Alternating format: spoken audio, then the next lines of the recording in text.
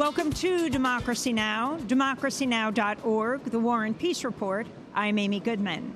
In San Bernardino, California, two shooters opened fire at a social services center, killing 14 people, wounding at least 17. Two suspects, identified as a married couple, Syed Farouk and Tashfeen Malik, were later killed by police. The shooting took place about 60 miles east of Los Angeles at the Inland Regional Center, a facility that provides services to people with disabilities. It was the worst mass shooting in the United States since the massacre at Sandy Hook Elementary School in Newtown, Connecticut, when a gunman killed 20 children, 6 adults, his mother, and himself. San Bernardino Police Chief Jared Bergwan said one of the suspects in Wednesday's shooting, Syed Farouk, was a county health department employee who had attended the department holiday party at the center earlier in the day. The chief said Farouk left the party after some kind of dispute, then returned and opened fire. After the San Bernardino shooting, President Obama spoke with CBS News' Norah O'Donnell. The one thing we do know is that we have a pattern now of mass shootings in this country that has no parallel anywhere else in the world.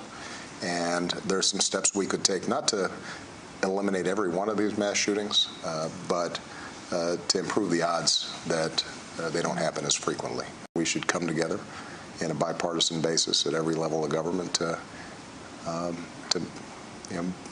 make these rare as opposed to normal. In 2015, there's been an average of more than one mass shooting a day, with a total of 462 people killed this year alone. We'll have more on the shooting later in the broadcast.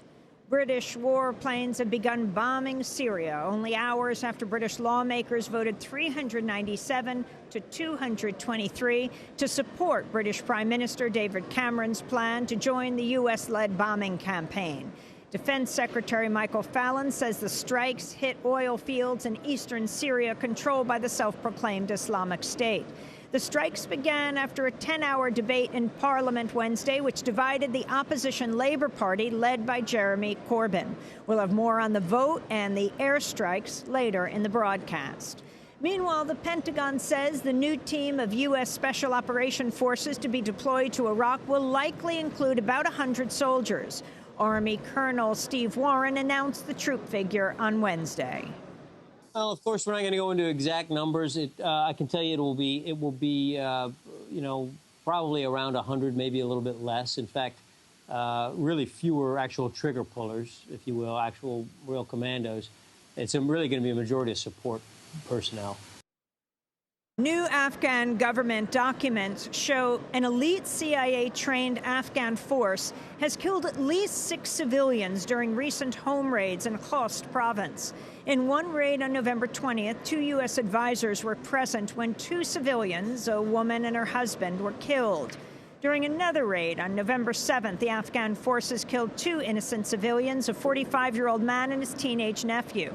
When about 1,000 people attempted to march to the regional capital in protest of the November 7th killings, they were allegedly told by the CIA-trained Afghan forces that they could be attacked by U.S. troops if they did not disperse. The CIA-trained Afghan forces have long been accused of carrying out human rights abuses and being unaccountable to the Afghan government. Meanwhile, a government watchdog has accused the Pentagon of wasting nearly $150 million of taxpayer money on luxury private housing for U.S. government staff in Afghanistan. The report by the Special Inspector General for Afghanistan Reconstruction details how the military spent millions of dollars putting up staff members in villas with private security in Kabul rather than housing the staff on military or diplomatic bases. It also details lavish 3-course meals for government events. This comes only a month after the same watchdog agency raised questions about the $43 million the Pentagon spent on a single gas station in Afghanistan. The United States has appropriated nearly $110 billion of public money for reconstruction in Afghanistan since 2002. In India, Catastrophic flooding in the southern city of Chennai has killed at least 269 people and cut off basic services for more than 3 million people as the Army and Air Force continue rescue operations. The flooding is being described as the worst in more than a century. On Wednesday, one of India's oldest newspapers, The Hindu, was not printed for the first time in 137 years because the flooding had made the printing presses inaccessible. Meteorologists have predicted that torrential downpours will continue for another 3 days.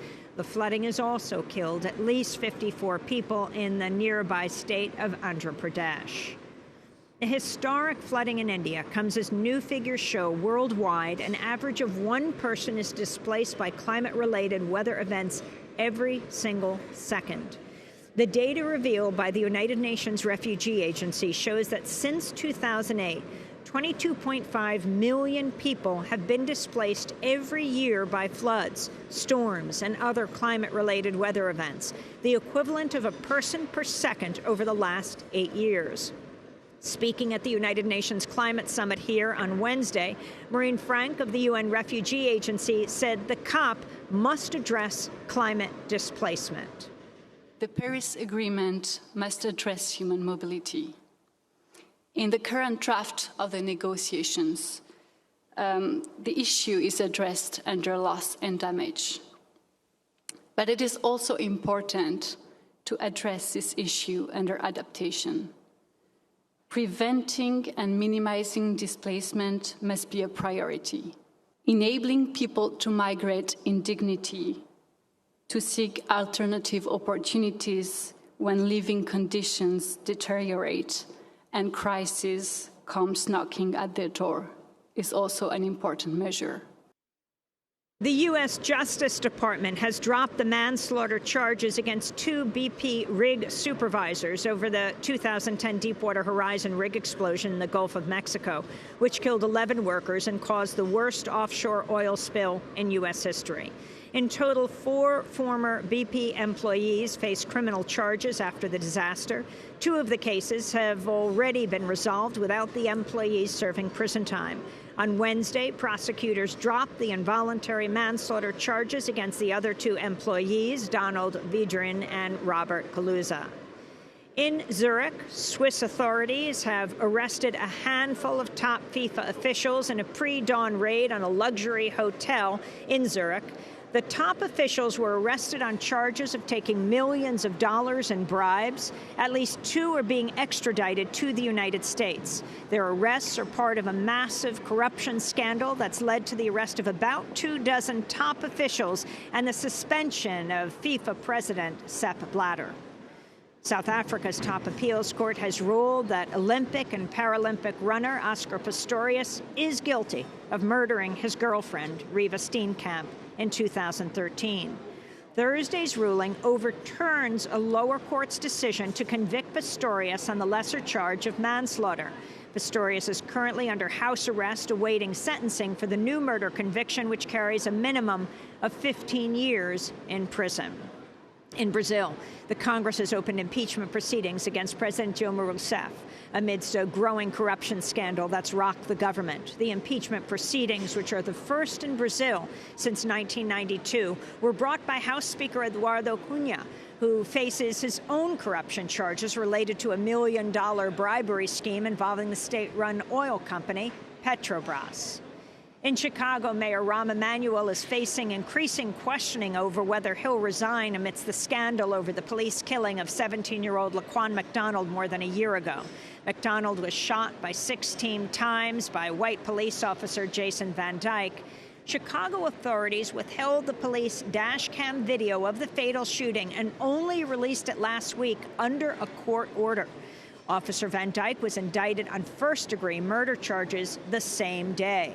The video clearly contradicts police claims about the shooting, instead showing the teenager posing no threat, walking away from the officers at a distance as Officer Van Dyke jumps out of his police car and opens fire.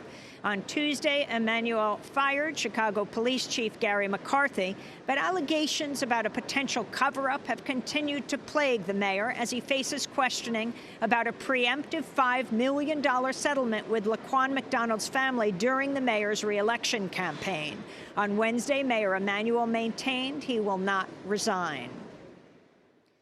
Meanwhile, in Minneapolis, police have raided and bulldozed the protest site outside the 4th Police Precinct, where people have been camped out for weeks demanding the release of video footage of the killing of unarmed African-American Jamar Clark.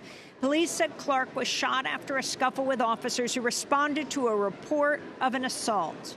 But multiple witnesses have said Clark was shot while handcuffed.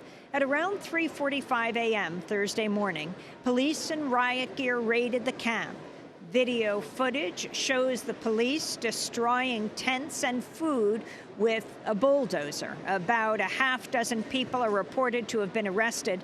The destruction of the camp comes a little over a week after 5 Black Lives Matter protesters were shot and wounded at the encampment by alleged white supremacists. And Harvard University has announced it'll stop using the title House Master to describe the heads of its residential dorms following protests by students who say the term is tied to slavery. Harvard is one of many schools nationwide where protests have erupted over racism on campus. Princeton has also dropped the title Master for its residential dorm heads.